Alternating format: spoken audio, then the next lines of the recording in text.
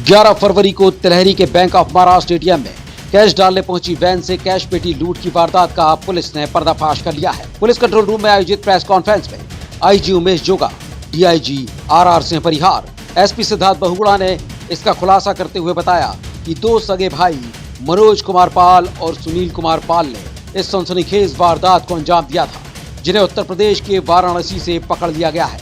आरोपियों के पास से लूट के 32,98,000 रुपए बरामद किए गए हैं। उन्होंने बताया कि आरोपी सगे भाई जबलपुर के आर्मी स्कूल में पढ़े हुए हैं, इस वजह से उन्हें यहाँ का भौगोलिक ज्ञान है। दोनों ही 2017 में पारिवारिक विवाद और आर्थिक तंगी के चलते गुजरात काम करने के लिए चले गए थे, जहाँ उन्होंने आर्थिक बदहाली दूर करने के लिए एटीएम लूट का प्लान बनाया। इस प्लान के तहत वे नवंबर 2021 में जबलपुर आए और सदर के महावीर कंपाउंड में रिटायर्ड जेल अधिकारी के यहाँ कमरा लेकर किराए से रहने लगे। इस दौरान आरोपियों ने किसी तरह का पहचान पत्र नहीं दिखाया। आरोपियों ने वारदात के पहले बकायदा कैश वैन और एटीएम की रेकी की। घटना के दिन 11 फरवरी को आरसी ग्राउंड के पास सुबह 10 बजे पहुंच गए। पहले वे एटीएम तक गए, तिलहरी में पेट्रोल भरवाया और कैश वैन का इंतजार करने लगे।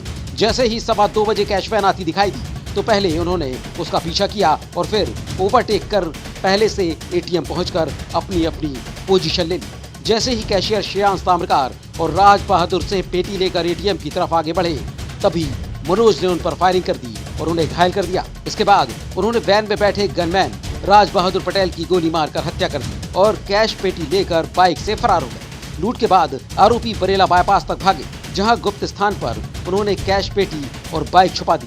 फिर कपड़े बदलकर वे वापस अपने कमरे आए और बकायदा सैलून कराकर अपना हुलिया बदला और रीवा सतना के रास्ते अपने गृहगाम गंगापुर वाराणसी निकल गए।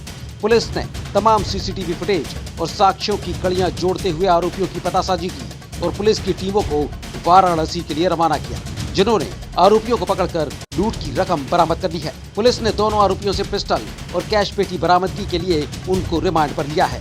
आरोपियों का सुराग देने के लिए आईजी ने 30,000 और एसपी ने 10,000 रुपए का इनाम घोषित किया था। बैंक ऑफ महाराष्ट्र में एक कैश वैन जो एटीएम में डिपॉजिट करने जा रही थी पैसा, तो उसके साथ एक वारदात हुआ था जो आप सब लोगों को मालूम है, आपने रिपोर्ट भी किया था। मैं आप सभी लोगों को धन्यवाद देता हूं कि आपने पुलिस पे जो कार्यप्रणाली है इस समय जो ट्रेस करने के लिए उसमें काफ़ी सपोर्ट आप लोगों ने दिया था। वैसे हमारा डीजी साहब का भी धन्यवाद है, उन्होंने हमारा मोटिवेशन रखा और हम पे भरोसा रखा कि हम लोग ये वारदात का खुलासा कर सकते हैं। इस वारदात जब हम लोग मौके वारदात पे गए थे और तरीके वारदात को देखे थे तो हम लोग उस समय ही थोड़ा शंका आ रहा था कि ये जबलपुर या आसपास के इलाकों के क्रिमिनल्स के अलावा और किसी का भी इसमें हाथ हो सकता है, क्योंकि इस प्रकार का पीछे कभी इस प्रकार का घटना कोई हमारे क्षेत्र में हुआ नहीं था। तो इसको लेते हुए फिर फुटेज जैसा ही मिला था हमारा कैमरा से, उस फुटेज से काम हुआ था। फिर हम लोगों ने सभी जितने भी पुलिस अधिकारी थे जो जबलपुर के, इस घटना के लिए मेरे कार्यालय में एक मीटिंग हुआ था और सभी लोगों को इनिशियली प्रिलिमिनरी हम लोगों ने अलग अलग टास्क दिया था। उस दिन पुलिस अधीक्षक जबलपुर सिद्धार्थ छुट्टी में थे। जैसे ही उनको घटना का सूचना मिला तो तत्काल अपना छुट्टी रद्द करके वापस आ गए और उस दिन के बाद से 12 तारीख के बाद से उसने पूरा ये इन्वेस्टिगेशन का जिम्मा अपने पास ले लिया है और दिन प्रतिदिन हम लोग को ब्रीफ करते रहते थे कि क्या क्या प्रगति इसमें किया जा रहा है।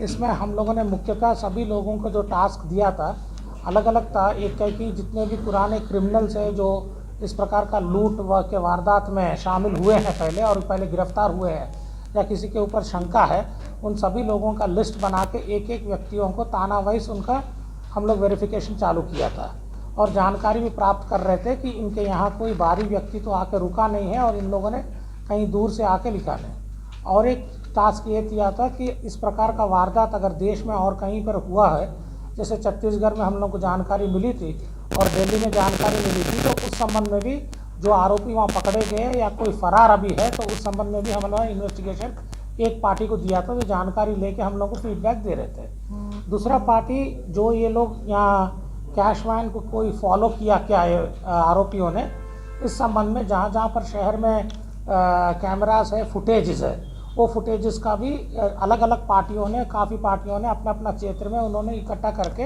वो फुटेजेस दिए थे। फुटेजेस पे थोड़ा हम लोगों को जानकारी प्राप्त हुआ था कि ये कौन हो सकते हैं। तो एक फुटेज हम लोगों को जो पेट्रोल पंप में मिला, जो आप सब लोगों के पास भी था, उसको तो हम लोगों ने उसको भी सर्कुलेट किया था। उसका बाद लगातार विवेचना चलते रही। रोज़ कुछ ना कुछ कड़ी से कड़ी हम लोग आरोपियों के पास पहुंचते गए। और कल हम लोगों को फाइनल सूचना मिला था कि ये आरोपी संभवतः हो सकते हैं वाराणसी के हो गए।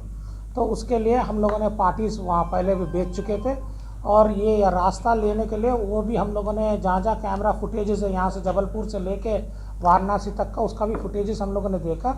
उसी के आधार पे हम लोगों को ये तय हुआ था कि ये लोग उस रास्ते पे गए हैं।